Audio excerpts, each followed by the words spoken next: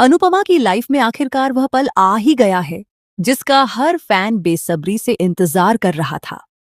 अनुज कपाड़िया की वापसी अब हो चुकी है और सबसे बड़ी बात यह है कि इस बार वह दिग्विजय के रूप में अनुपमा की जिंदगी में वापस आया है। आने वाले एपिसोड में ऐसा हाई वोल्टेज ड्रामा देखने को मिलने वाला है जो पूरी कहानी की दिशा ही बदल देगा।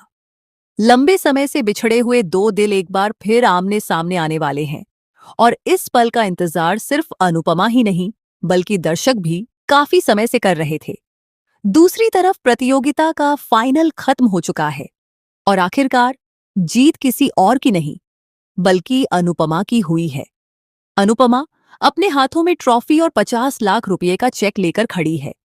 हर तरफ लोग उसकी जीत का जश्न मना रहे हैं, लेकिन उसके चेहरे पर वैसी खुशी दिखाई नहीं दे रही जैसी एक विजेता के चेहरे पर होनी चाहिए। उसकी आंखों में खुशी के साथ साथ आंसू भी हैं।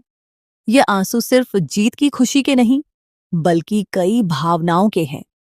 अनुपमा बार बार यही सोच रही है कि आज उसका सपना तो पूरा हो गया, लेकिन इस जीत की कीमत कहीं बहुत ज्यादा तो नहीं चुकानी पड़ी।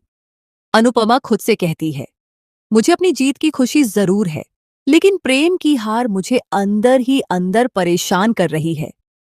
मैं यहाँ ट्रॉफी और 50 लाख रुपए का चेक लेकर खड़ी हूं, लेकिन मेरे मन में बार बार यही सवाल आ रहा है कि आखिर पीछे राही के साथ क्या हो रहा होगा।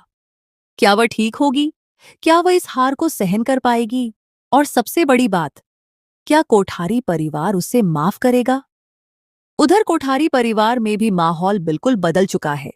सभी लोगों को यही लगता है कि राही की एक छोटी सी गलती की वजह से उनकी पूरी टीम फाइनल जीतने से रह गई। हर कोई यही कह रहा है कि राही ने खाने में जरूरत से ज्यादा मसाले डाल दिए, जिसकी वजह से उनकी डिश खराब हो गई और पूरी मेहनत पर पानी फिर गया। कोई भी उसकी मजबूरी समझने की कोशिश नहीं कर रहा। हर तरफ सिर्फ उसी पर सवाल उठ रहे हैं और राही खुद को बेहद अकेला महसूस कर रही है। अनुपमा का दिल बार बार अपनी बेटी के लिए तड़प रहा है। वह सोचती है कि एक तरफ उसका अपना सपना था और दूसरी तरफ उसकी बेटी का सपना। दोनों में से किसी एक की जीत तय थी और किसी एक की हार भी। वह भावुक होकर कहती है, आखिर मैं क्या करती? अगर मैं अपने सपने को छोड़ देती तो शायद जिंदगी भर पछताती, लेकिन आज मेरी जीत के बावजूद मेरी बेटी हार गई है। यह खुशी मेरे लिए अधूरी है। अनुपमा को इस समय सबसे ज्यादा अनुज की याद आती है। वह मन ही मन कहती है, अगर आज मेरी जिंदगी में कपाड़िया जी होते तो शायद मुझे समझाते।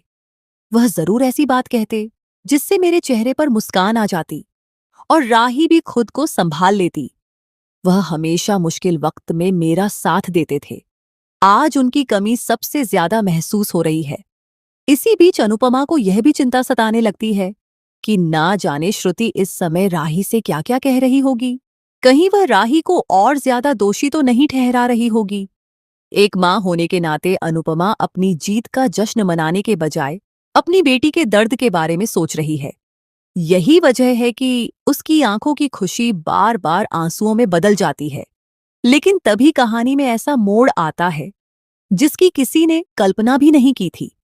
अचानक दिग्विजय सबके सामने अपना मास्क उतार देता है। जैसे ही उसका चेहरा सामने आता है, अनुपमा कुछ पल के लिए बिल्कुल स्तब्ध रह जाती है। उसकी आंखें खुली की खुली रह जाती हैं। उसे अपनी आंखों पर विश्वास ही नहीं होता। जिस इंसान को वह इतने सालों से सिर्फ यादों में जी रही थी, वह आज उसके सामने खड़ा है। दिग्विजय कोई और नहीं बल्कि उसका अपना अनुज कपाड़िया होता है। अनुपमा के लिए यह पल किसी सपने से कम नहीं होता।